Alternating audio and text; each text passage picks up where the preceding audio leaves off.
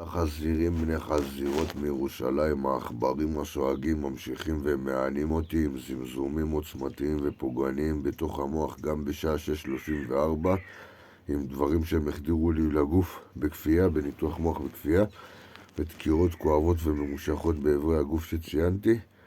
השעה 6:34, יום שלישי, 25 באפריל שנת 2023. פה הם נתנו לי לישון 3 שנים, כאילו 3 שנים נתנו לי מתחת כיפת השמיים, והם כל הזמן גורמים לי לישון ככה מתחת כיפת השמיים, לקפוא מקור, כולל בחורפים בלילות של 2 מעלות צלזיוס ו0 מעלות צלזיוס.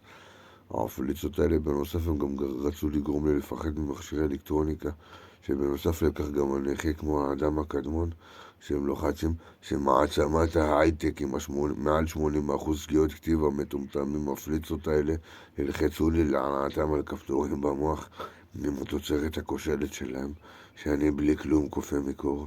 יימח שמם, מטומטמים בני מטומטמים. אז איך אמרתי להם, בקרוב שורת שיגורים נוספת אל מבחר מקומות פסטורליים בפלסטין.